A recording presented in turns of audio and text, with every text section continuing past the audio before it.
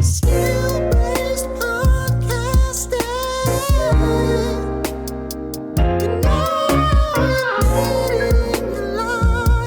You need it in your life. Hey, welcome back to Skill-Based Podcasting. I'm Elias, and this is Ty, and this is episode 20. This time last week, I was at the Renaissance Fair. You were? Yeah, dude. Did you dress up like a I mage? did not dress up. I would have if I had more time. It wasn't spur of the moment, but it was like the week before. Yeah. So I didn't have time to plan anything out. I have like an Obi-Wan like robes and shit like that. That would've been I was sick. going to wear that. But Every time I hear Renaissance Fair, I always think of that one like news interview with that guy who's like, they found a real dead body in the woods. Oh, These shit. the LARPers. Yeah, He's like, we tried to raise him from the dead or something, but we didn't have glitter for that spell. I felt out of place. Like I would say 95% of the people were dressed up. Mhm. And there was like some pretty elaborate costumes. It was sure. pretty cool to look at. But the food, I ate so much food, dude. Yeah, I saw that photo you posted. That's What all was I that, was- like a turkey leg? I got or a something? turkey leg. I got a fucking mandingo pickle on a stick, dude. The thing was girthy as What hell. is that? It was just a garlic pickle, and they just put them on a stick and you eat them, but they're so big. Damn. I fucked up. All in my mouth. I got Dubai strawberries, which were like chocolate covered strawberries in a cup with like whipped cream and like phyllo dough, whatever it is. That was the best thing that we had. And then we got a couple other things. We were really just there for the food. Like we watched a little bit of the joust. We walked around. We looked at some shops. They had some sick ass Star Wars lightsabers. What's crazy is I've never been to a Ren Fair. This was my first one. Was it? Yeah. I've had like so many close encounters of like almost going, and then I just didn't for some reason. It's fun, dude. Yeah, Like there's I've a always lot of wanted shit to do. It's like a town, bro. And there's so Yeah. many shops and things to see and like so I much almost went entertainment. one year because I think there was like an indoor area, and they were doing a little, they were doing a Magic the Gathering tournament, Mhm. and I was like, I think there was like a pretty good prize pool or something, and I almost went, but I didn't. Yeah. No, I definitely recommend going. Like I would say it sucked that I went and I couldn't drink because I was driving. Yeah, I would have got fucking tanked there, dude. Like so on mead, everything. Like it's just such a good environment for it. yeah, it's cool. But there were a lot of bees around, but it was a good time. It was a lot of fun. The turkey leg, I will say, overrated. Was it dry? $15 for a big ass turkey leg. So it's, I mean, money wise, like it's a lot of fucking turkey. Yeah, But like, wasn't the best meat. it wasn't really seasoned. It was just Yeah. kind of like it Plain. didn't really have a flavor to it. It was Yeah. just like turkey, Yeah, smoked turkey. But yeah. I mean, I guess back in those days there were a lot of white people that probably didn't season shit much. So Yeah, they were just used to that, and then they had one shipment of paprika one time, and they're like, what the fuck is this? What is this? all right, well, that's dope. Last week's community question was, does Battlefield 6 need a battle royale? And we got a lot of responses. Mostly people were saying no, but they were kind of agreeing with us that like it's welcome. Because for the most part, yeah. for the most part, because like a lot of people were saying Battlefield 6 is like a complete polished game, like we were saying. So like in this case, it's acceptable. Yeah, but then you have like the traditionalist or the loyalist that were like, no, don't bring it to the game. Yeah, there were a lot of those too. Yeah. Yakuza, speaking of which, Yakuza is a big Battlefield loyalist, and he was like, no. Yelled, no. Battlefield does not need one, and not every FPS needs one. It's like saying, does Deadlock need a BR? First off, Deadlock isn't an FPS. Second of all, you can't bring Deadlock into the conversation because Deadlock is flawless. Yeah, Deadlock's the most perfect game out right now. It's the best game in the world. He said, just because you run and gun, you don't need a BR. Battlefield was never a BR style game. It's always been playing the objective. And if you get 1 million kills, great. But overall, it's a team game and not a solo play game like COD. I get what he's saying, but I still think like team-based, there's that element in a battle royale that I think Battlefield could like really do well with. Just because it's all about the squad, like the 4-man squad. Yeah, So what it's each like- one does. Like if you get a tank, you need an engineer to heal that shit so you can dominate. Or just like rotating, you'll probably need recon drones to see where people are at. So each one, and obviously you'll need a fucking medic that does his job, unlike the ones in multiplayer. Yeah, and like the helicopters will be gold to get. Mm-hmm. That'll be probably a high sold out Pulling vehicle. up in a chopper. Yeah, Dude. yeah, and just for easy rotations. It's more menacing than the Warzone choppers. Like, Yeah, those Black and when you Hawks are count crazy. in that the ring is going to instantly kill you, so you like the rotations are actually important. Yeah. Like being able to use the chopper for that will be huge. There'll be a lot of communication needed in the Battle Royale, and I think Battlefield will do well with it. But I get what he's saying, where he's like, not every game. Yeah, I agree. Not every game needs it. Yeah, But and I kind of agree. Like with people saying it doesn't. Like now that I've played it and it's good, and I'm like, yeah, I kind of just like the Battlefield multiplayer experience. But at the same time, just because it traditionally didn't have one, battle royales weren't a genre yet. Like, and now they are. So it kind of, and it, let's be honest, it like fits into Battlefield perfectly. Yeah. That's the kind of shooter you want to introduce a battle royale in. Yeah. Not like fucking some third person random ass roguelike game. Like, Battle Royale maps are big. yeah. Traditionally, like obviously Resurgence maps in Warzone are small because it's a different kind of style, but like big maps in Battle Royales, big maps in Battlefield. Yeah. Obviously the environment is really critical in making those maps good. Battlefield, for the most part, knows how to make good maps. There'll be destructive environments. I think it lends itself really well. It's like the perfect game. It's even more perfect than Halo because of, like you said, the maps were already like huge. Yeah. Whereas Halo, like big team battle maps aren't that big. So like thinking of a Halo battle royale map on that scale is pretty crazy. Yeah. So yeah. The folks on TikTok were a bit more opinionated. Lil Drunk. What a name. He said, if they add it to the game, it will die, no doubt about it. I don't agree with that. No. I don't think incorrect. Yeah, I just don't see where you can say adding something that they haven't really done before. Adding something that a lot of people love. Yeah, like a lot of people love battle royales, dude. But there were so many people saying like, oh, like if they add that, they're gonna forget about multiplayer, and it's like they're already addressing some multiplayer issues. But like, what else does multiplayer need? They have modes, they have Portal, Right. They have all these maps and game modes and shit. There's a ton of new stuff to do. They can put that on the side for a little bit and support the BR. Like, and all they really I don't have think it means to it'll die. Right. All they really have to bring out for multiplayer is maps. Like Battlefield is set how it is. Like you have the classes. There's a lot of fucking guns, and you progress slow as fuck. The weapons, so there's still a lot of that to do. Like, I think a big problem in battle royales, especially with Warzone, because you see the people that are like camping a building, and you're like, bro, they're holding hands in here, they're camping, like blah blah blah. Miklo on TikTok brought up something that I've said before, where it's like, imagine a squad of snipers camping a building, and you destroy it with an airstrike. Good luck camping now. That's a new element to battle royale. And I mean, even in Apex, when you got a Watson, Caustic, Rampart team just sheltered down in a building, it's hard to fucking breach it. But in Battlefield, you're not going to have that problem. You can breach these buildings with a fucking sledgehammer if you want. Yeah, now you have the option to fight that team or ignore them. Whereas in Apex, if you have like Watson, Caustic, fortified building, it's like better just ignore them and move on. Like it's not worth the trouble. Yeah. And then my buddy Palindrome, he said, hot take, it needs the BR. There's nothing competitive enough to keep the current generation of players hooked. A well-executed BR and some kind of ranked would put this game in a tier of its own. That I agree with, because we were kind of talking about, like, we're having fun playing with the boys, playing multiplayer, but, like, does it really scratch our competitive itch? Not really. No, like, doesn't. Like, you're always top of the fucking leaderboard, and even you're kind of like, it's not really doing it for like, me. I'm like, You're fucking cracked. Be honest. Like, you're a fucking menace at this game. Yeah, I'm good at it. I don't know if there's been one game where I haven't been top of the leaderboard. Like, really not even like exaggerating. No, we're not fabricating this at all. You're always top of the leaderboard. Yeah, and even in this case, you can be super good at a game and it's still not as fun as a game you're not good at. Whereas like Deadlock, I can get shit on and I feel way more challenged. And I feel like I can always learn new things and improve little things like timings and, you know, just getting better at laning, whatever.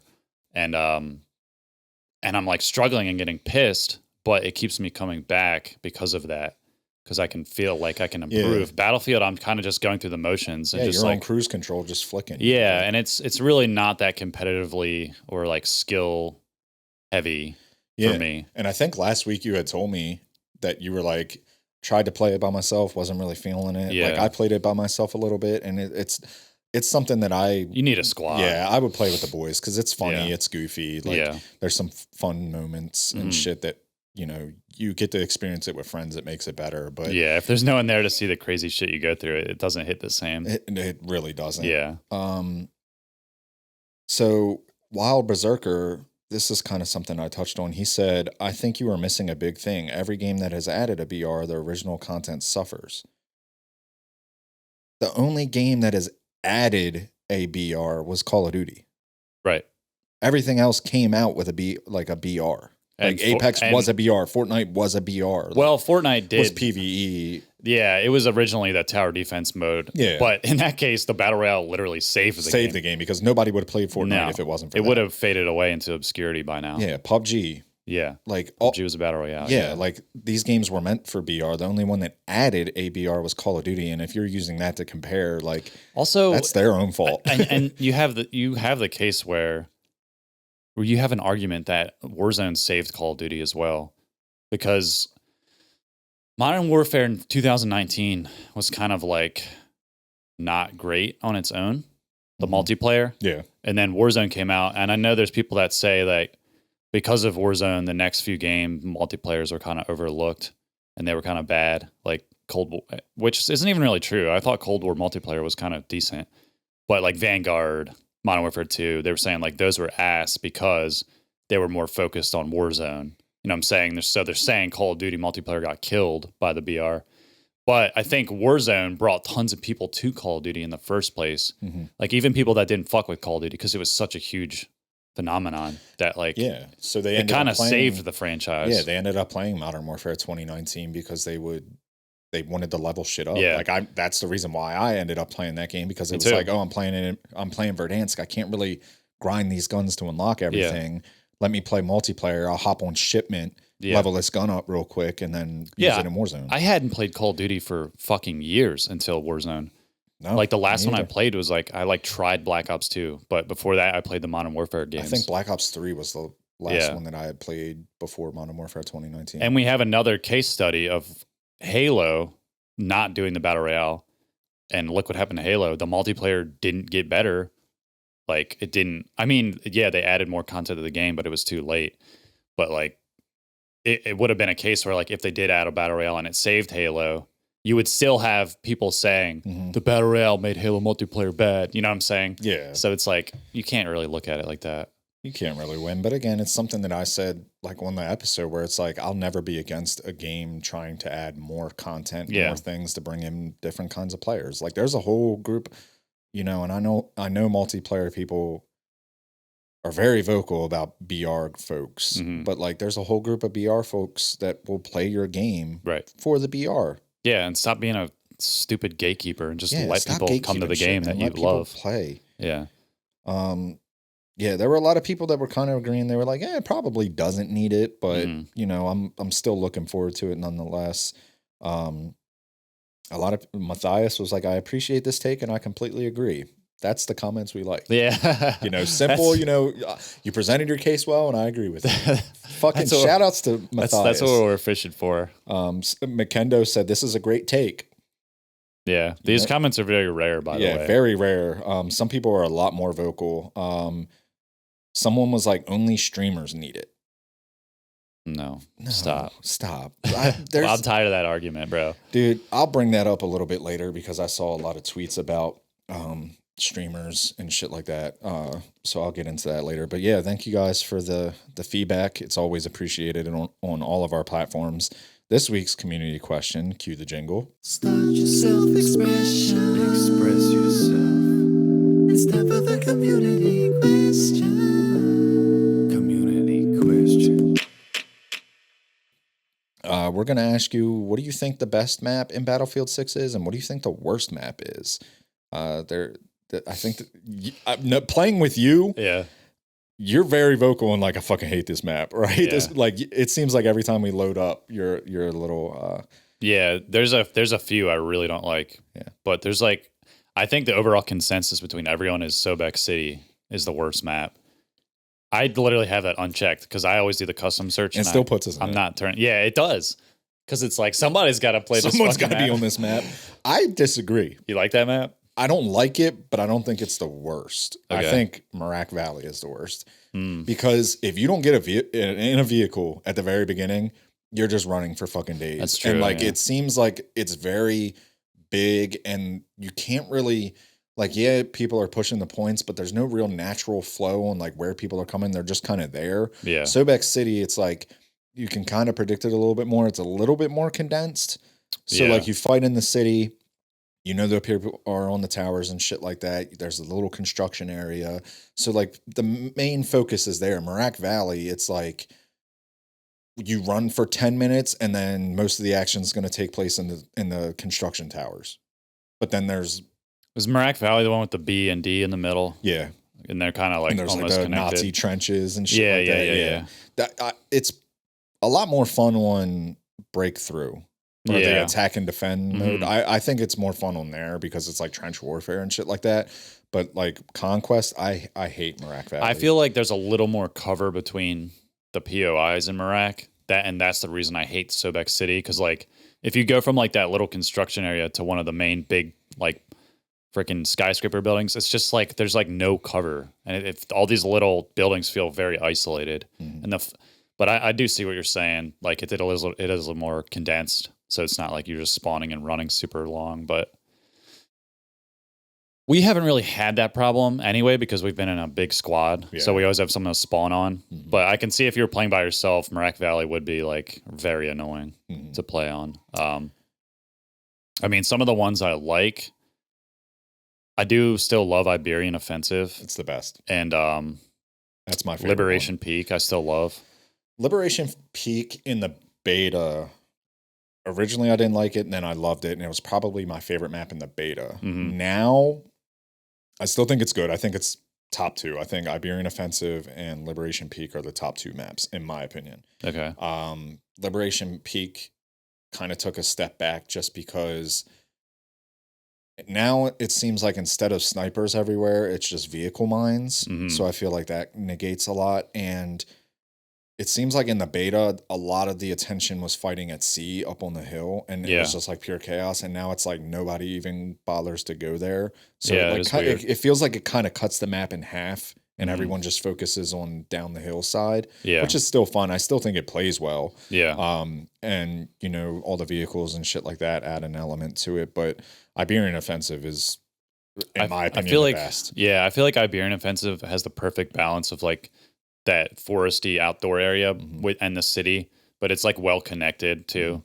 That it's just you get a little bit of everything, and it doesn't feel like disconnected, even though there's different biome kind of areas. I think like you have the grass side, which provides like a lot of cover, a lot of, you know, chance to like sneak up and like side flank and shit like that. And I think that's a lot of fun. But the city side lends itself very well to the vehicles because you have the grass side, which vehicles can go up. You have the road right next to it, but then you have these intersections where they can go to point. So I think it allows for a lot of like vehicle navigation. That's very good for the game. And then the city itself looks good. Bunch of buildings, alleyways, but then it opens up, like there's side roads on there. And then like it just provides a lot of natural flow from like A, where their HQ will be, and E, where the other HQ is. So like it just flows really well, and I just think it's the best map in the game. Yeah, I can see that. So a lot of people might say Operation Firestorm is the worst. I was gonna say something about that. It's not good. I don't like that map at all. It's weird that it didn't translate well because I loved that map in Battlefield 4, and it doesn't feel the same for some reason, and I don't know what it is about it. It feels a little bigger and like more disconnected somehow. I don't know. I kind of like the area around C where you go up like the pipes and shit. Yeah. It's fun play there, but the area, the POI next to that, like across that road is kind of random. E, I think. Yeah. It feels weird over there. There's always just a tank sitting there. Yeah. It's like, and like the anti-air. And it's like it's just like a square of barrier. People are always just head glitching those barriers looking in. Yeah. And it's kind of, I don't know, that area feels weird to me. Yeah. And then there's that big open area with like just the mounds of dirt and shit like that. I will say like C is a lot of fun to play at, but then when you move over to B where the warehouse is, that's pretty fun too. Yeah. But then once you capture B, you're like, where do I go? Yeah. Like, do I run across this open world to like 2 construction buildings over at D? Right. Or like it doesn't play well. And I don't know if it's my settings or what. I still have to look at it. But like, and when you're in the warehouse or a construction building and you look outside, you cannot see shit. Like it is impossible. It has to be a map brightness setting or something. But like even in other maps, like Sobek City and shit like that, when you're in a building and you're looking outside, you can't see. It's bad. It's Sobek, it's so whitewashed and glary. But what do you think about the 2 like New York maps, Manhattan Bridge and then the other Empire State one? I actually like them. In the beta, I really didn't like Empire State. It grew on me. But it's definitely grown on me. You like fighting at C a lot. I like fighting at D, like the levels and shit like that. I think that map has grown on me. There's no vehicles, so it's more just boots on the ground. It's chaotic. The levels, now that I played the map a lot, I understand the levels to the buildings and shit like that and the vantage points. But Olympia, I think that map's a lot of fun too. It's bigger scale than Empire State. There's vehicles, there's the rooftops. A lot of people are fucking parachuting everywhere.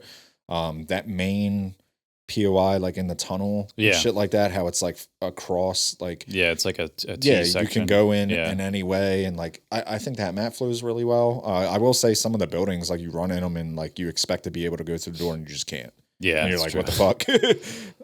But you cracked the code on that map. Yeah, where like you were like, fuck it, we're just gonna walk into there. You can go out of bounds and pop in and pop out. And it was such a good side flank. Yeah. You could do that on a lot of maps. I actually do it a lot because you can just catch people off guard, like they're spawning and going to like the middle, and you're just like to their side, and they're like, what? You can't be over there. There's still a lot of people that said they haven't had a chance to play Saints Quarters. Because it's a small map. Not on the big maps. It's a small map. I played it a good amount in like those close quarters combat mode. It looks great, but a lot of people are like, "Oh, it's just a reskinned Iberian offensive city." Yeah, which I thought it was. When I first played it, I was like, "Oh, this feels like the little city in Iberian offensive," but it looks great. But some people are.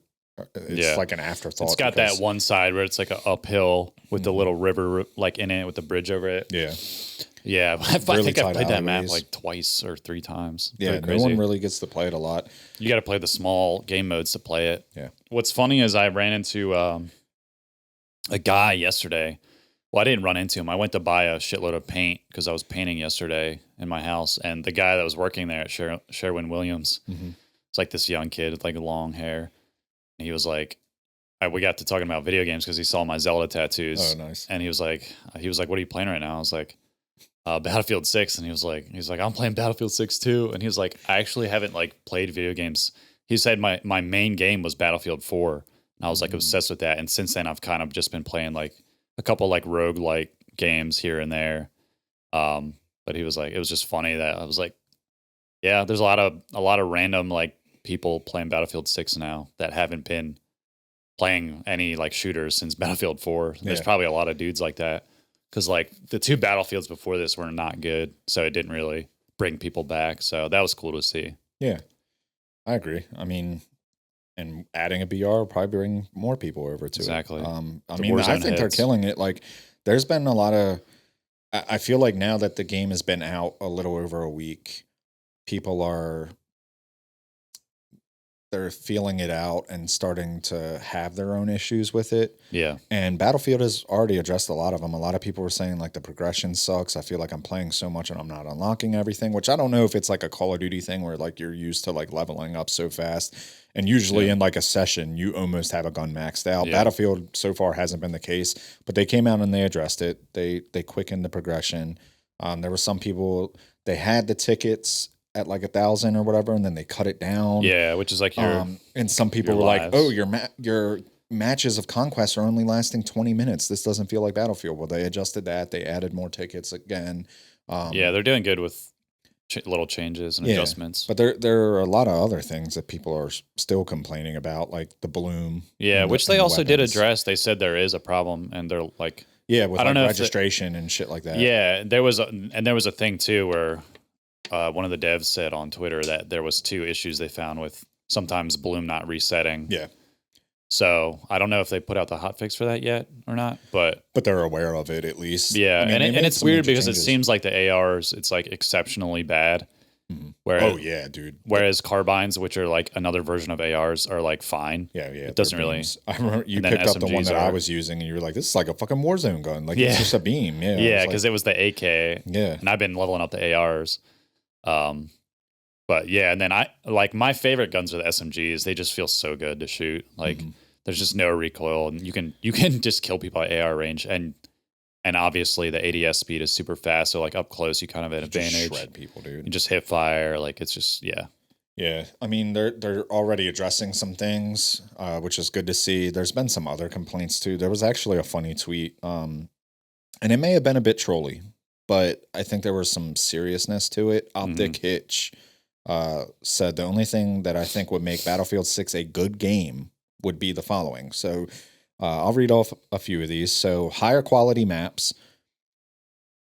Yeah, the maps I feel like some are really good, but they're okay. Yeah. They could be better. less bloom. I do agree with that. Like A little less bit. drastic bloom. Yeah. Like the ARs definitely need a little bit I of think the adjustment, game but needs bloom. I don't think it shouldn't No, have no, no. bloom. I agree. Like you shouldn't That's just be one able to thing. hold down your No. trigger and beam. Like No, there's it's an not. element to it that you have to learn. This isn't Warzone. Yeah, you have to tap fire. Sniping would be irrelevant if there was no bloom on the ARs. Yeah, I will say like that starting AR, the M4, I think Yeah. it is. Like the second you press the trigger, your bullets are going. Yeah, the everywhere. I feel like M433, it yeah. should be a little more gradual. Mhm. So they should make some adjustments there. Better movement for soldiers, too stiff. Don't agree with that. No. I think it feels fine. Yeah. Like they already changed feels the great. jump. Like when the beta came out, they made an adjustment to movement and shit. And when the game was fully released, you would like sprint, and when you would jump, you would feel like something was like pulling you back. Mhm. They got rid of that. Mhm. Like you can actually jump and you feel fine now. I don't think it needs this slide canceling No. speed. Like This is already the fastest moving battlefield ever. yeah, you don't need it. If you've played the old battlefields, you know that's true. Better customization for your guns, camos. I disagree with this. I Yeah. don't think it needs these elaborate camos. I Like don't there's already a couple in there. I know a lot of people were bitching about the mastery camos, but this isn't fucking Call No. of Duty. You're not. That's not the purpose. You're of not this grinding game. for dark ether. Like, No. relax. If you want to get, I mean, I understand having like more customization and more things to like work towards Mhm. that feel rewarding. I think and unique. I think the mastery camos could look a little better, but they don't have to do like a shiny gold or like a crazy rainbow camo. They could make like a cool, intricate design with it still being like dark and not crazy looking. Yeah, But it could be a little better. But yeah, no the camos. I do not give a fuck. It's Battlefield. couldn't give a shit. No. And this is where it starts getting a little trolly. He says, "Get rid of vehicles." Absolutely not. Yeah. Less explosives because they're kind of cheap. I could see that with like the vehicle mines because they're fucking everywhere. I think they could but- dial back the engineer to having 2 mines instead of 3, like something small like that. Yeah, or dial back their repair tool a little bit because That too, like yeah. usually if you only have one engineer shooting rockets at a tank, one engineer can heal it, and that thing's not. Yeah, going- you if, can't if you outpace it. if you focus fire it, Yeah. you're fine. But like the repair tool is a little kind of crazy. Yeah, like we need, like when we run into a tank, we have 2 or 3 people switch to engineer to shoot at it. Because you can't, as a single engineer, your rockets can't outpace the repair tool. So, yeah. He did say a rank system. I agree with that. And like in any kind of shooter, like I need something competitive. Like multiplayer is cool, but like give me, for people that like want to take it a little bit more seriously, add a rank. How would they use ranked in Battlefield? I though? don't know. Like I could see it for the small modes, but the big modes. I don't think you could do it. It's too like Yeah. there's too many people and it's like not performance based. Like you could be No. top of the leaderboard and Yeah. we've lost games before. Like Yeah. it happens. The Conquest rank doesn't yeah. sound Small good to mode, me. I think cool. BR, I think could have a competitive element to it. This is another troll thing. He said battle pass and store upgrades. Yeah. Please no. What else did he say? Add an extraction mode? No. He said some more color. Game is too bland. I see a lot of people posting screenshots of like Battlefield 2042, Battlefield 4, and then this one, and they're like, the maps don't pop enough. And I'm like, I still think the maps look good. There's Yeah, I not don't- oversaturation. I don't a lot agree of with that. greenery. I think they look it's great. okay. Yeah. And then this is something that I kind of agree with. He said the ability to build ramps and walls in front of you. He's making a joke about Fortnite, but like there was a clip I saw someone like trying to place a ladder on Mirac Valley, and he was like running around the construction building at like B, or I think it's B or D. He was running around, and when you pull out the ladder, it shows like the faint like transparent where you're gonna put it, and it was just red. Like literally, he was running around the whole building trying to like put it somewhere where he could scale up the next level, and it was just red everywhere. And he's like, "What the fuck is the point of the ladder?" Yeah, he wasn't talking about that. Though. Yeah, no, he was talking about Fortnite. Yeah. This like half of this tweet is he's just trolling. Like it gets more ridiculous as it goes. Yeah, but you're having a lot of Call of Duty people chime in, and like you're starting to see people that are like realizing it's not Call of Duty and they want it to be Call of Duty, but they're the same people that also bitch about Call of Duty being Call of Duty. So you can't really make them happy. But I've been really enjoying just like the funny clips that I see. Like there's been funny moments where we play where like I'll just see Drew's body just fly. Like you'd be like, what the fuck? It just gets blown up. See a grenade, just pop one of your boys. There was a clip of this parachutist was flying down on Sobek City and guy shot him, but like his body, like the trajectory just kept propelling him forward and he just smacks into a wall like after he had died. It's fucking hilarious. It's really the most clippable shooter, dude. It's so goofy, but like it's funny as fuck. I kind of mentioned this last episode where like, you know, when the game is out for a long period of time, people find issues with it or they play it a lot and they find these bugs and shit like that. It took them no time to figure out this drone bug because Phase Scope found that you could stand on a drone and hit it with a sledgehammer and just like ride it up into the air, and he was like sniping people off it. And now a lot of people are doing it, and I actually think they disabled some of the maps because of that exploit. I saw something about that. I don't know how true it is, but like I don't want them to take that out. It's I don't think goofy they need as to take hell. it out. It's not good. They're like, not, you can just shoot that guy. They're not going crazy. No, like you see people do it. You see your teammates doing it. It's just goofy. You're like, this motherfucker's flying. It's one of those funny exploits that you could just leave in. It makes it part of Battlefield. It's not like super good. Another one on Mirac Valley over by the construction buildings, there was a tank that came between the two of them, and a guy was on top of the building, and he looked over and he saw that there was like this giant like water tank or something being like held up by a crane, and he just shot it and it fell on the tank and killed the tank. Like that's part of the destructive environment that's badass, that people are just, they laugh when they do it and they're like, oh, this shit's funny and stuff like that. And that's what I think that makes the Battlefield experience really cool. Yeah. So I've been really enjoying that. And I'm sure people are constantly going to find more and more new things. That's the shit people play Battlefield for, not fucking mastery camos. Yeah, dude, I see people struggling to fly the helicopters and shit all the time. And they're just like, it's ridiculous. I know. Yeah. I also saw another clip this morning. I forget which map it was. It might have been Liberation Peak. A guy like flew a chopper into their HQ, put C4 down on their jet, and then like flew the helicopter out. The timer went off, so like he jumped out and like parachuted back into combat zone. So he was good, and then he just waited there. And you see the jet elevate and start to take off, and then he blows it up. And the guy puts in the chat, he's like, yeah, putting C4 on my jet, camping it, blah, blah, blah. Like he was bitching about it, but it's so funny. Like, it's so goofy that people are doing these things.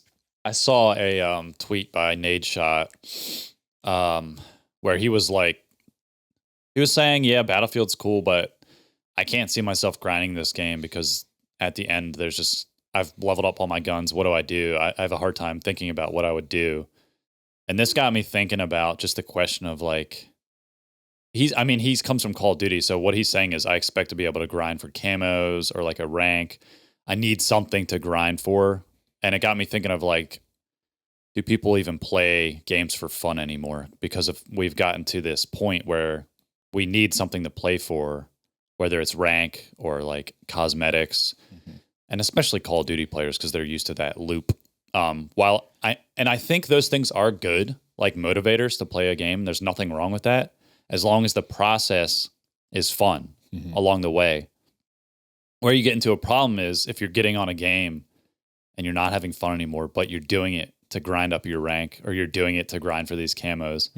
And you kind of like feel it before you get on. You're like, I don't really want to do this, but I want to get this. I want to do it because my pride, or I want to do it because like I just have nothing else to do. Yeah. That's where you get into a weird place where you've just become an addict. Like you're not having fun playing this game anymore, but you still need to get on to like, I need to get, like for a League of Legends players, like I need to get Diamond back. I need to get Challenger back.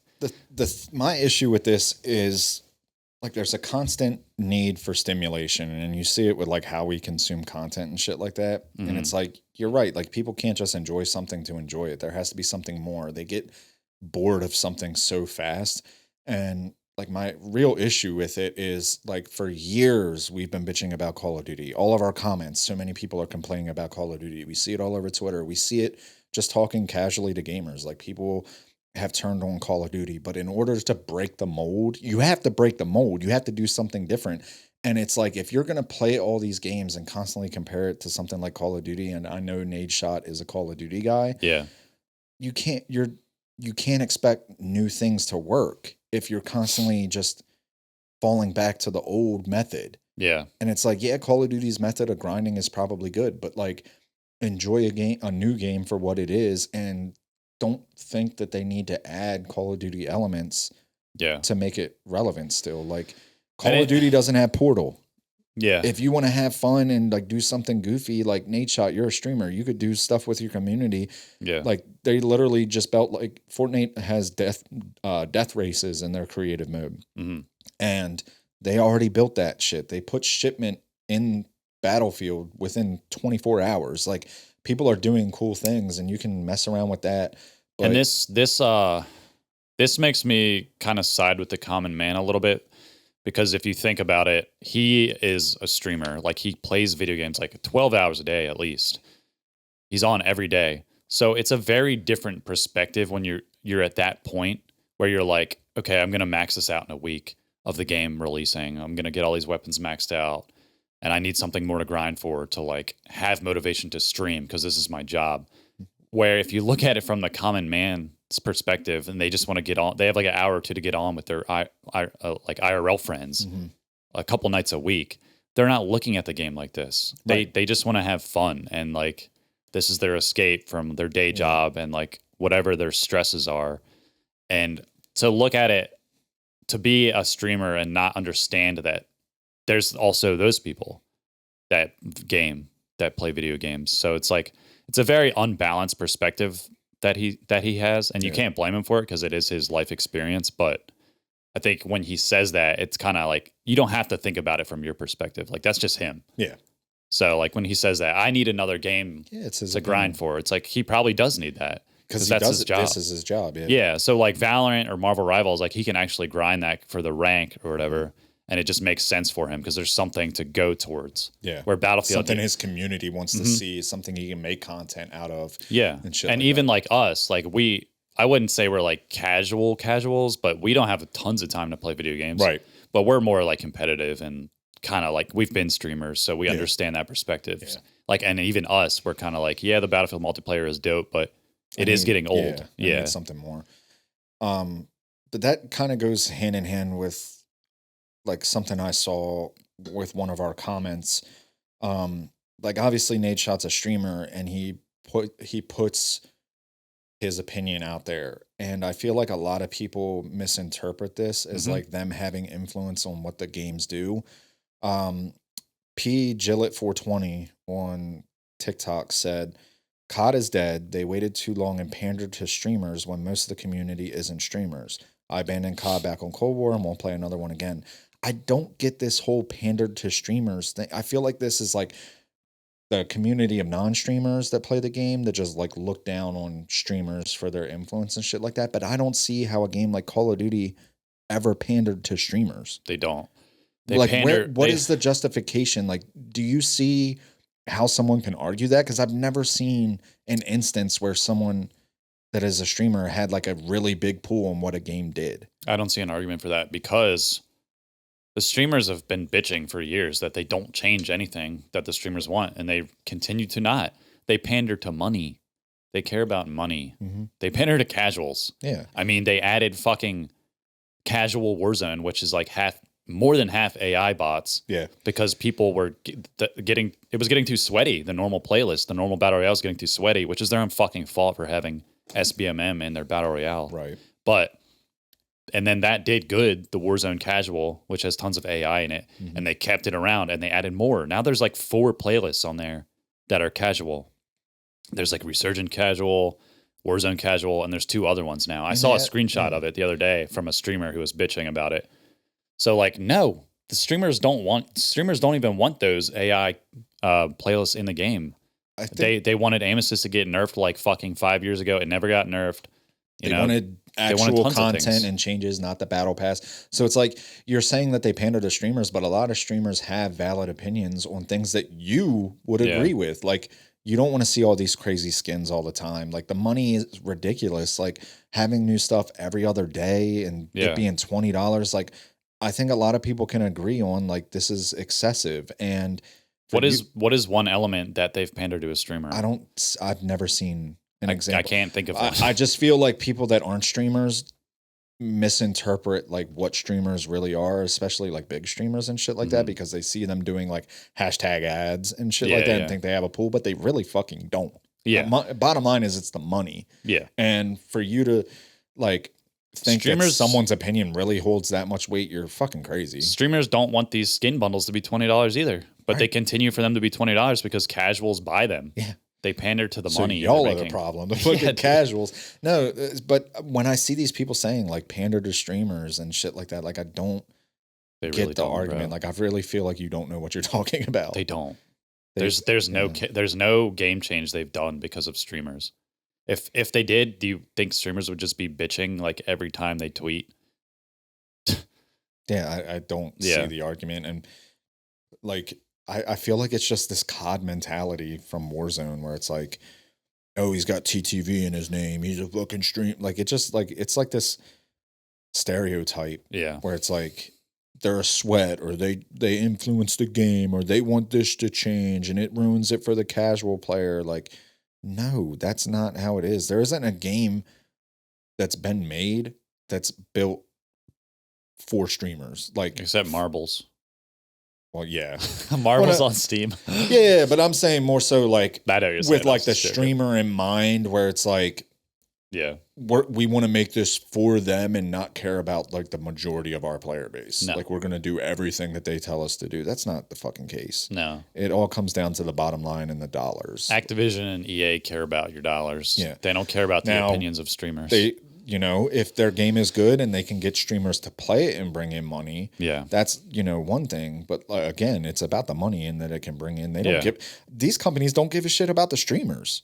They use the streamers for influence, but they don't pander to their opinions and make changes based on their opinions. They don't. It's free advertisement for them. Yeah. If they can make a semi-decent game, okay, and keep them playing it for an extended period of time and they have thousands of viewers, they just sit back and collect money because it's influence right there.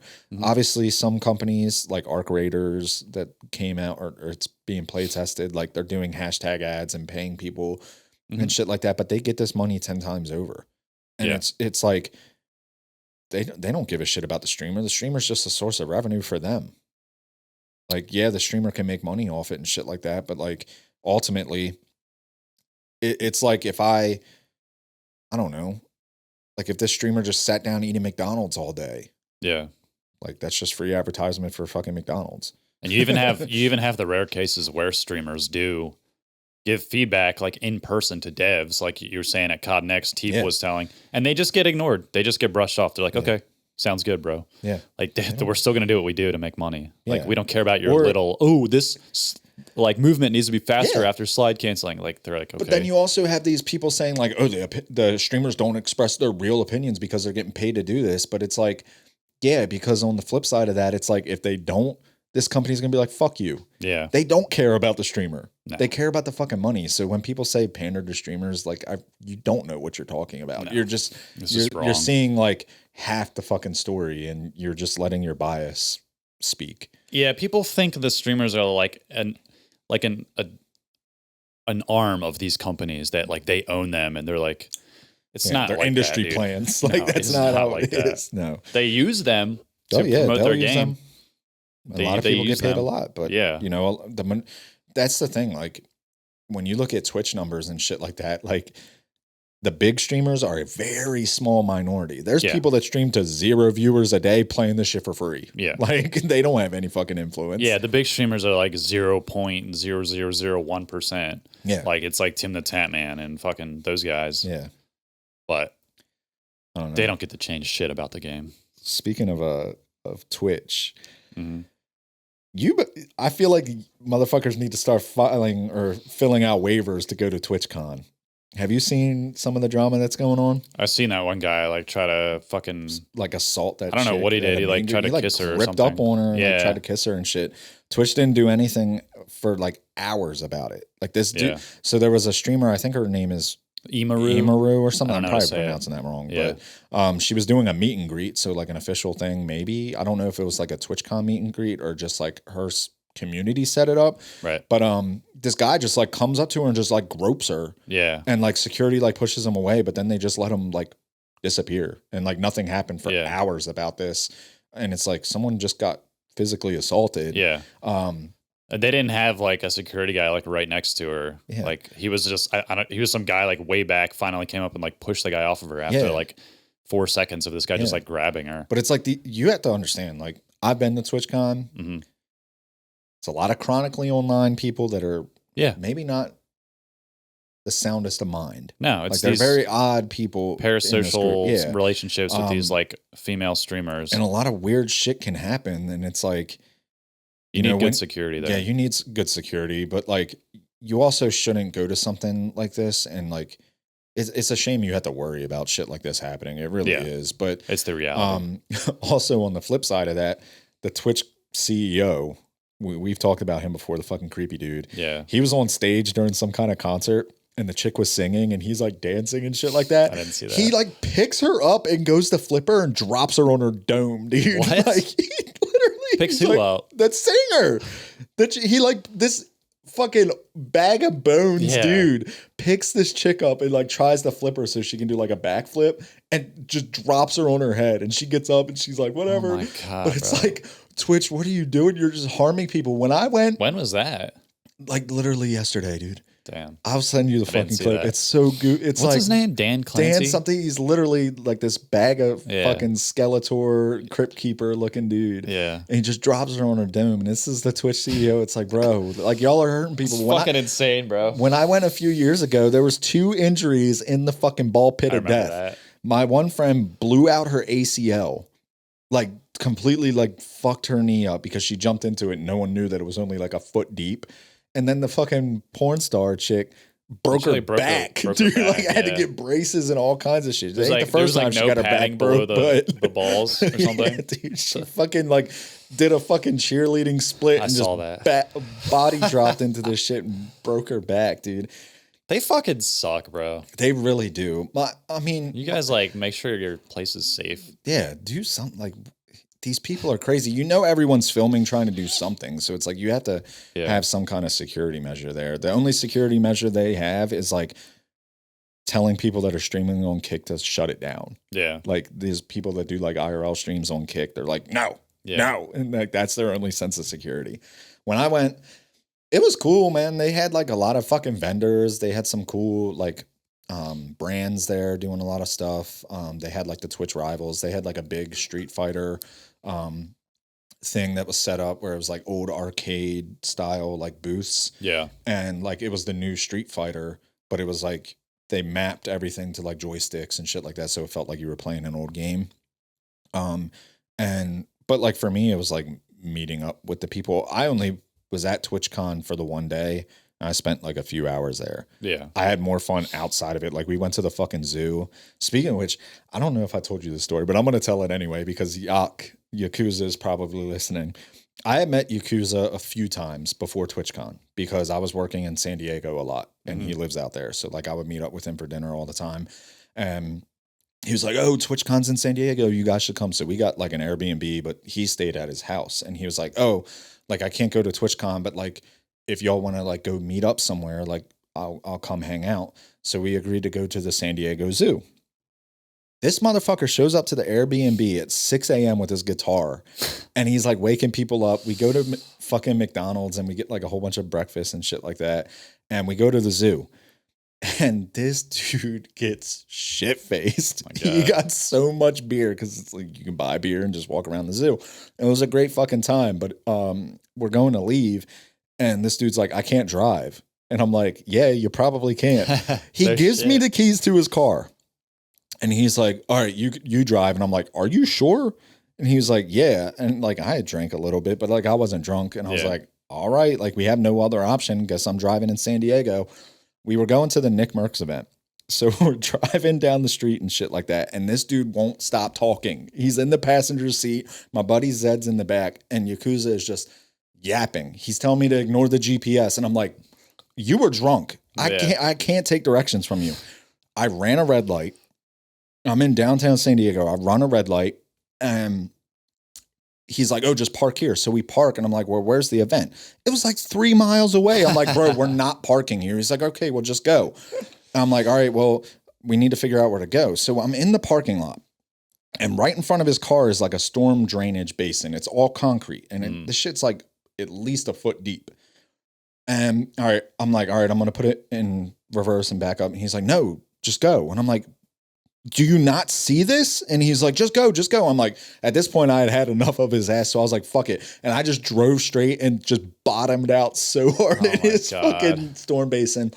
We park, we go to the fucking Nick Merckx event. You had to fill out a form to get like a free t-shirt. It was like an Under Armour Nick Merckx thing and like put your like name on the back or whatever. This dude spent the whole time we were there looking for his shirt. We were in the place looking out there because it was all set up on the sidewalk. Classic drunk guy move. We were outside watching him look through every shirt for 2 hours, and we swear he picked his up like 1,000,000 times and he just didn't realize it. Oh my God. And we were like, bro, no wonder your wife doesn't let you out the house. You act a fucking fool. The one time she let you have some fun. It was fucking goofy, but we had like a great fucking time there at the zoo. We met up with so many people. That's awesome. Twitchcon itself is just kind of like the prices have been inflating. People keep getting fucking hurt. I mean, this chick got dropped on her fucking neck when she's putting on a concert. People getting body slammed. There's people. It's super cliquey though. Like when you're there, like there's like these groups that are just like nose in the air, and apparently the partner party is really like that. Yeah, like you go there and nobody wants to talk. And that's how a lot of Twitch streamers are. They have their little cliques. It's so weird, dude. It is weird. People are so fucking strange. It is weird. What other news? So, Rivals, their player base has decreased by 85%.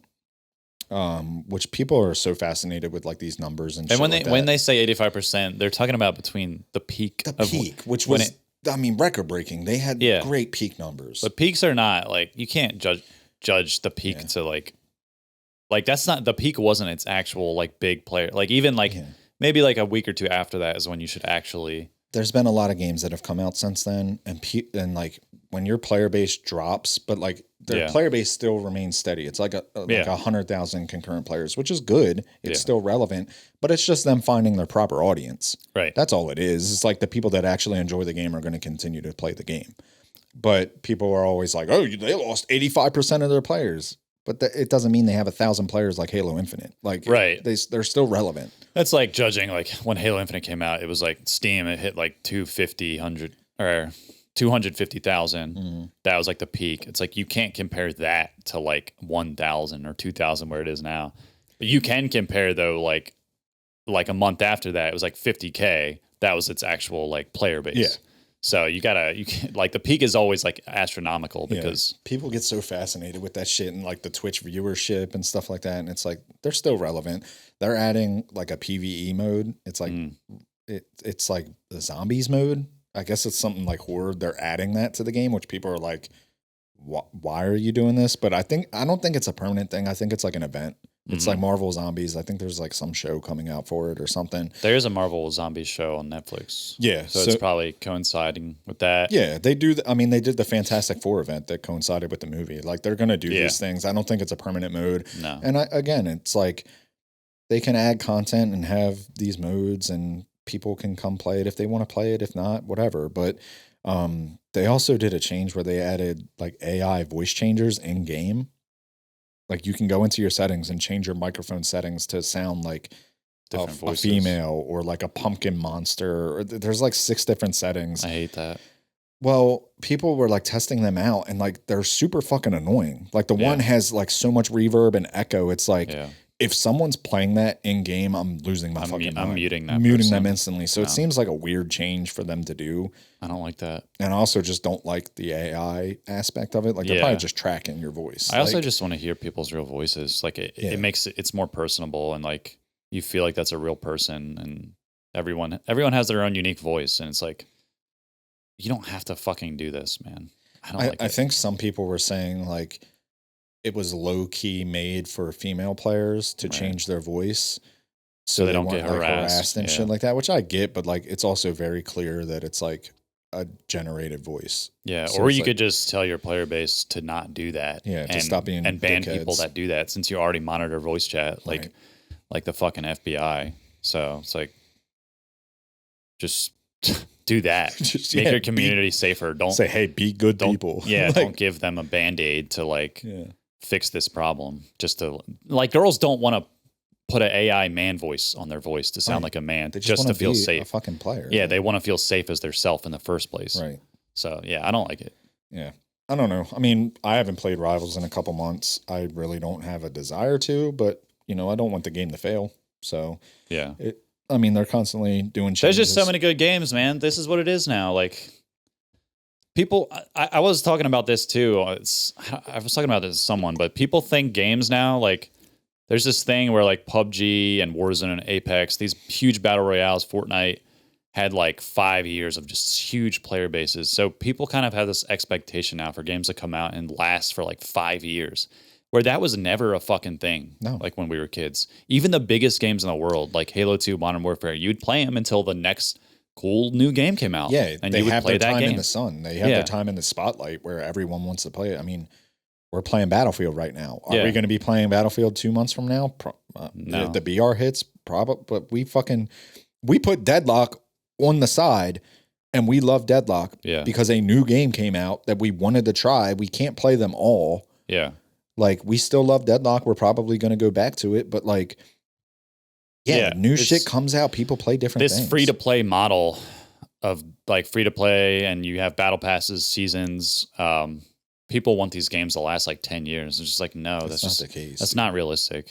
You shouldn't want any game to last that long. No. Like, in my opinion. Because, like, you're going to have fun with it. But, like, you do need something new. And if a company gets complacent with their success because people are still playing their game. Granted, it might have content, it might be good. It's like they're not working on anything new. They're not going to take it to the next level. And it's like you saw that with Halo Infinite where it was like, what did you get? Like, I mean, there's rare cases where games are just like damn near perfect and the way they put out content is very good. I mean, you have like WoW, but that's kind of like a one in a lifetime game. Yeah, you know, you're not getting WoW. And it's like it's kind of like grandfathered in now because it was one of the first big MMOs. So it's kind of like it just has its hooks in people. So even people that don't play it for years, they'll come back for an update. But that's like a very peculiar case. And then you got like Counter-Strike. Yeah. But this isn't the norm where games are just around for like 10, 20 years, you know? So I don't think people need to look at these games and say they're dying after a year. Yeah. It's like, bro, people want to play new games. That's what video games are for. Yeah, you don't watch the same movie over and over for 20 years. There's rare cases where you have like comfort movies like Lord of the Rings, but you watch new movies. I was about to say, I watch Star Wars all the time. Like there's rare cases. Those are like the Counter-Strikes and the WoW of movies. Yeah. But you're not going and back and watching like a really fucking good movie that was one of those ones where you only need to see it once. Right. You know what I'm saying? Yeah. And there's a lot of those movies. I don't know. I mean, these games come out, like Battlefield came out, and what did IGN kind of like pivoted because when they reviewed the campaign, they gave it like a 4 or 5. They gave it like a super low. They gave it 5, and then they gave the multiplayer an 8. But they just rated the ROG Ally. Yeah, right? Like what did they rate that? I didn't. IGN rated the ROG Ally X Xbox version a 9. Which is very high for IGN. And besides that, I've seen a couple of videos of like streamers reviewing it and shit. And I think That's the portable handheld. it's the portable handheld Xbox. It's basically like the ROG. I don't know how to say it. The Asus ROG Ally X, but it has the controller on it feels like an Xbox controller, and it has like an Xbox dashboard, like you can hit the button. So it's like streamlined. It is running Windows, but it's streamlined to feel like an Xbox experience.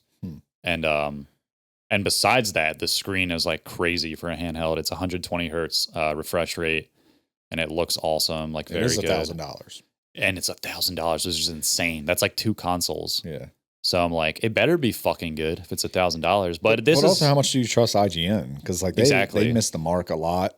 But like for them to give something a 9 out of 10, it's like, were they paid to say something like this? Like how, like it might be good, but like, is portable gaming really that important? Where you're like, oh, this is a 9 out of 10. It's great. Like you should get it. Yeah, I don't know. I think portable gaming is becoming very good as far as like specs and like stuff that people like us want in our gaming experience. Like we want the frame rates to be able to compete in like a first person shooter, but it's getting to the point now you can almost play Warzone and like the next Halo game on this thing and it would be fine. Like you'd be able to compete. You know what I'm saying? So it's like, the problem is they're $1,000, but you spend $2,000 on a nice PC. So it's kind of like, that's what because we know that PCs are more expensive. There's so much more hardware that goes into it. And then there's things you don't think about, like all the software you have to get and shit like that. We know that they're more expensive, but my concern is if you have this portable console that's $1,000 and it has these crazy specs that give you something similar to a PC for a smaller price point, but more than a console, are these consoles going to have to step their game up and in turn increase the prices on these consoles? Where it's like becoming unobtainable for like the casual video gamer, like the dad that, you know, is working and the people that are still playing on PS4 right now. Yeah. Like it's kind of scary to think like, you know, if this is going to be the new standard of gaming with these crazy specs and shit, these companies are going to have to step their game up to compete and like give their players a chance to experience these new games. I feel like the target audience for this Xbox handheld is very small too. Yeah. Because it's $1,000, man. Like you got to be a real gamer to want to spend that much money. Yeah. Like this is not the people that are mobile gamers that are playing Warzone mobile and like PUBG mobile on their phones, which phones are like crazy now too. So it's like you're already spending $1,000 on your iPhone. You might as well just game on that if you're a mobile gamer. Yeah. Like you're not going to buy that and then also buy $1,000 Xbox console. Like the target audience for this is very niche where they're like, it's probably people like us that already have, you know, we work full time. We have money to spend on our hobbies.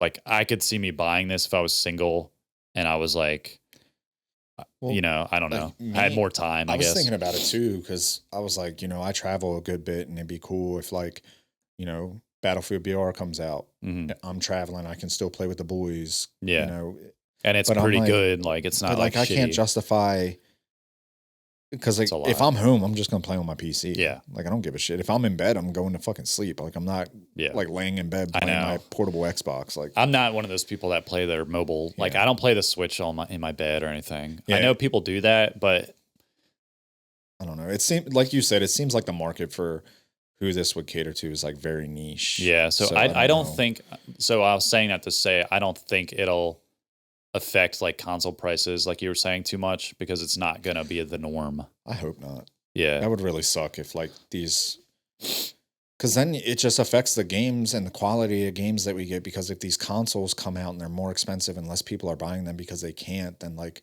obviously the game development's going to slow down. They're not making as much money because no one has the console to fucking play the game. Yeah. So it's kind of like be careful with what you do. But, you know, advancements in technology and shit like that, like these specs are important. And at some point, you're not going to be able to play your PlayStation 4 because it's not going to be able to play these fucking games. Yeah.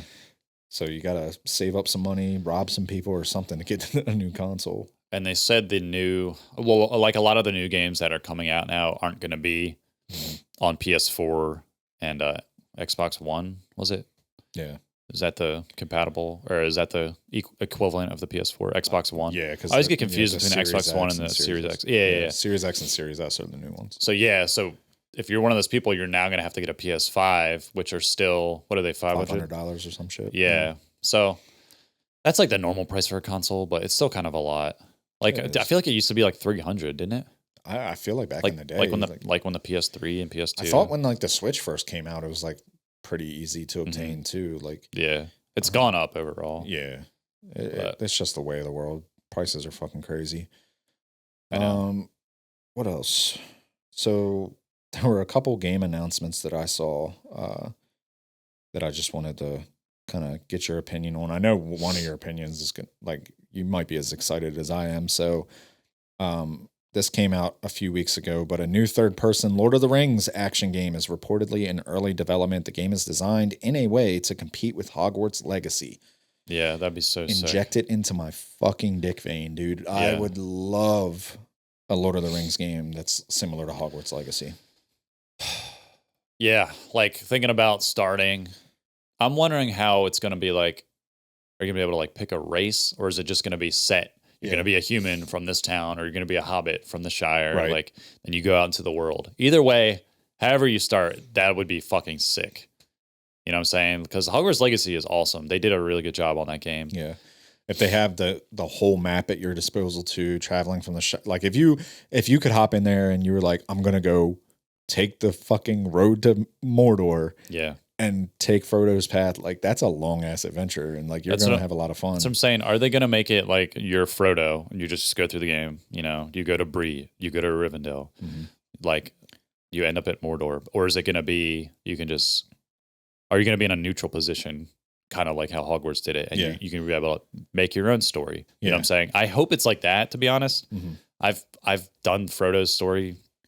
I mean, there's not a lot of games that do that, so they might do that, but we're all kind of familiar with Lord of the Rings story, and it'd be nice to be able to be free in that world, because that's something we've imagined forever, to just live in that world as your own character. Yeah. I mean, you can kind of do that in Lord of the Rings Online, the MMO, but it wasn't that successful. So like to have like a very deep, like imagine going to Rivendell and it being as detailed as like Hogwarts is and Hogwarts Legacy. It'd be so sick. Yeah, and you go there's like side missions that you have to do. There's people that you meet, the different quests. Yeah. You know, obviously you're traveling place to place, you run into different characters, different creatures. Like I hope that there's like a lot of side quests, but there has to be like an overarching story and like end goal. Yeah, they could be a little its own. Your character will have its own story, but it'd be nice to have a fresh take, like to be able to go to Moria before it gets ransacked by goblins, and it's still a dwarven kingdom, and like you can go through there. So that's a good thing too that I'm interested to see is like what time frame is it, like before Moria is like the ruins and shit like that, or like are you going there when it's, you know, the Balrog and the fucking goblins? Or it could even be after the events of Lord of the Rings. Yeah. You know, and there's a new threat or whatever. Yeah, but that game's in early development. Hopefully we get that relatively soon. That'd be a lot of fun to play. Yeah.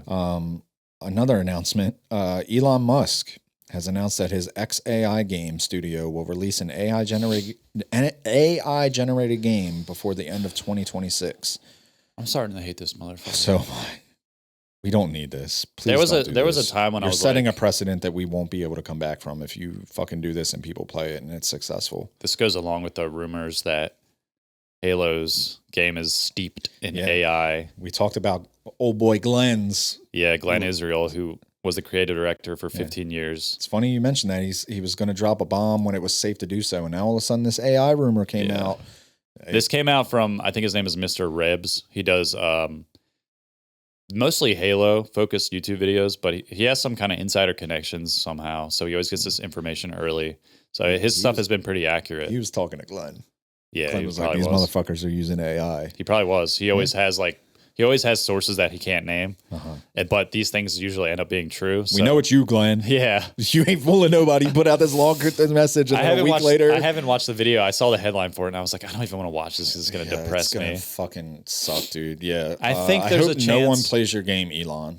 I hope no one plays I think there's a chance that they use it in an okay way. Like I saw a quote by, I don't know how to say his name, Hideo Kojima.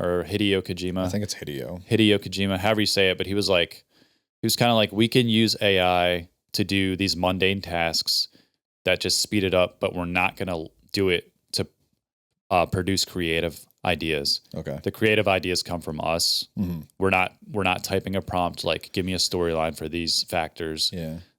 We're doing that, and then we're using it to speed up processes that are not creative. Yeah. Like they're just to get something done. He's like, we can use it for that. And I'm like, okay, that's the limit.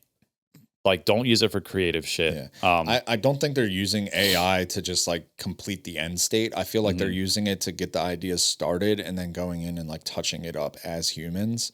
But I still feel like I don't even like that. Yeah, I still feel like it's weird. I don't want it to produce ideas at all. Yeah. Not gonna lie. Well, hopefully no one plays Elon's game. Yeah. Because then, like I said, it's a precedent we can't come back from. If it comes out and it's successful, other studios are going to replicate it. And he has so much vested in AI because he has Grok and all that. So he wants AI to just do super good so he can make more money and be successful. So it makes sense that he just like is fully supportive of it. But as like the common person who appreciates art and appreciates humans creating things, like we got to be very careful with this AI video game shit. Exactly. Another thing I saw, Game Showcase tweeted out, there's a game called Final Sentence that's coming out. It's a battle royale typing game where players compete against each other and one typo could be your last. Only the final writer survives. I saw You're literally typing and it's a battle royale. And I just love how these games are coming out of just like ordinary everyday shit, but just making it better. Like people are just playing these ordinary everyday games just to escape life because life fucking sucks. Yeah. Like you got people playing Power Wash Simulator just to fucking feel something. I saw a clip on Instagram of this game called Shark Dentist. Shark Dentist? Yeah, it's like this shark is like in your lab and its mouth is open and you like clean its teeth and do different things and like pull out stuff, and it's kind of like one of those like Power Wash simulators, but it's also like a horror game. If you do something wrong, the lights like go off and there's like red flashes and the shark will literally just like fuck you up, bite your character's arms off and it's like bloody. Yeah. But and then the way they do respawning is like your guy will like go into I don't know, he like goes in his head or something, and then he just comes back and he's like, and his arms are there. Or like there was another clip of a guy getting the shark like hits the guy's looking through the cabinet for items to like use.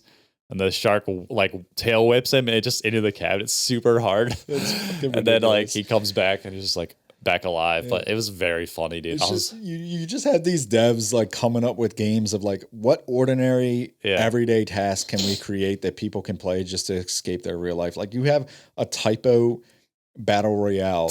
People are typing words. These secretaries typing 120 words a minute are about to feast, bro. They're about to be predators in this game. You know what's funny? We actually had the typo battle royale like when we were in like middle school. Remember computer lab? Yes. There's that you type against each other. Yeah.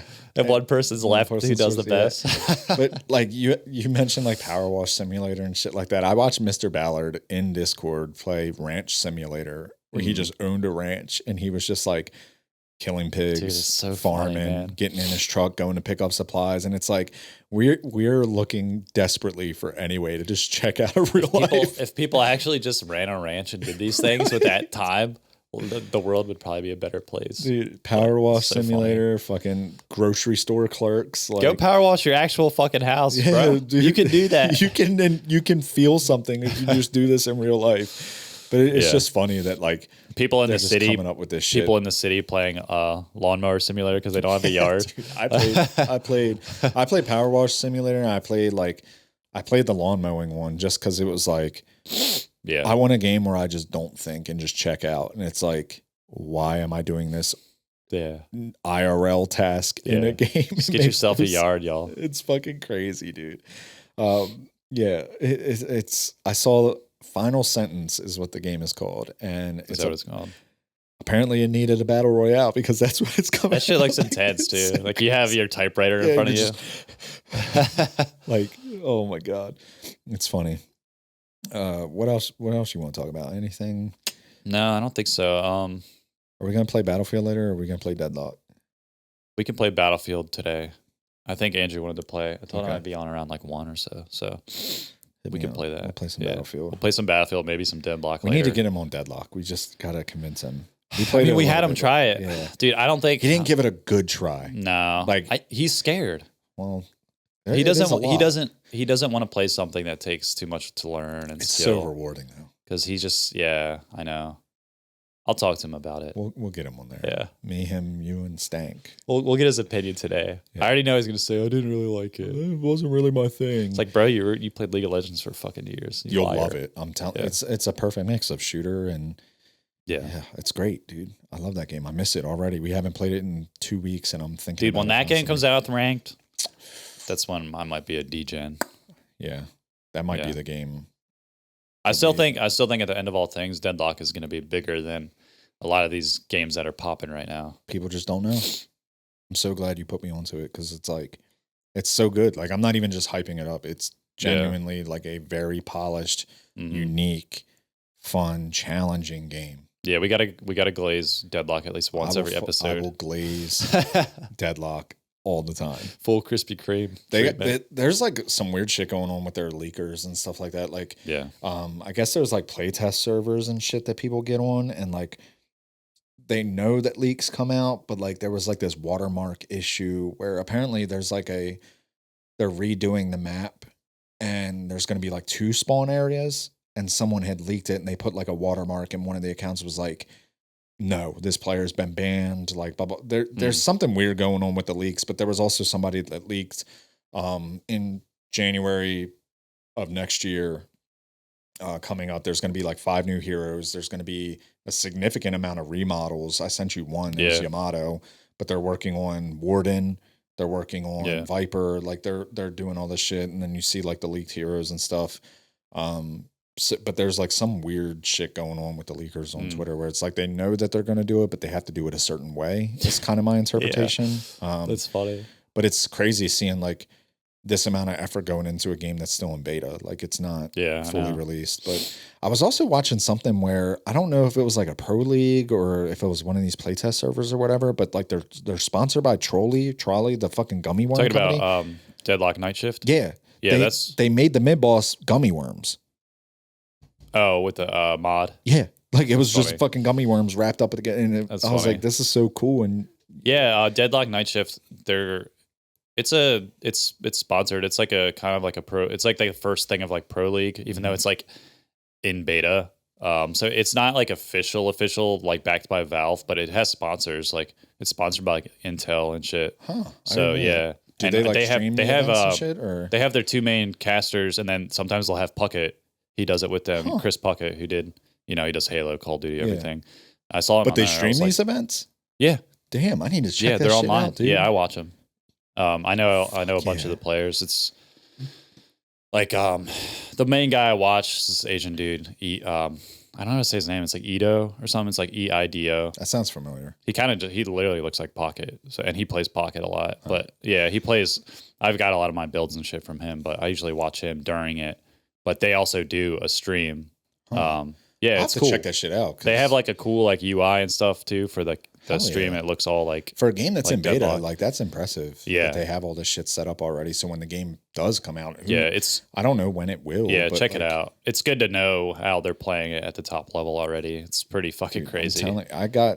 This game might take over. Yeah, once people because again, you've played League. Like you put a kind of crazy amount of hours in the League. Like I never played something like that. So it's like I'm like a shooter kind of guy, and I went to play this game, and it scratches that shooter itch, but also has that League vibe to it, and I fucking love it. And I feel like if they hit the advertisement right, and maybe do rely on some streamers to play it, to get the word out there, and it brings a community in that haven't been exposed to these games, I think they're going to realize this game is fucking good. It's very satisfying to play. I love it.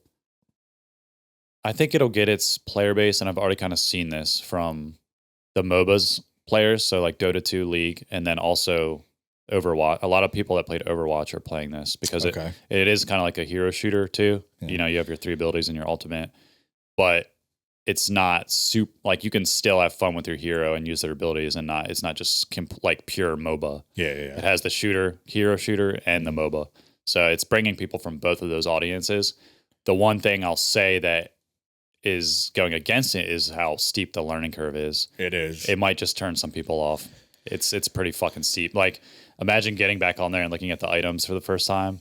Yeah, it's a lot. I mean, the first few times I played it, it was Yeah. overwhelming. I'm like, I don't really know what I'm doing. But then once I learned it, I understood it. But like, you have to get past that learning curve. Once you do, I'm telling you, it's super rewarding. Yeah. But I feel like a lot of people are going to go in there thinking it's just a shooter. Yeah. And I've they're seen not a lot gonna- of streamers that tried it and they were like, this is just too much. There's even a video of like XQC saying, it's too much. It's too hard. There's just too much going on. I'm sorry, guys. I'm sorry.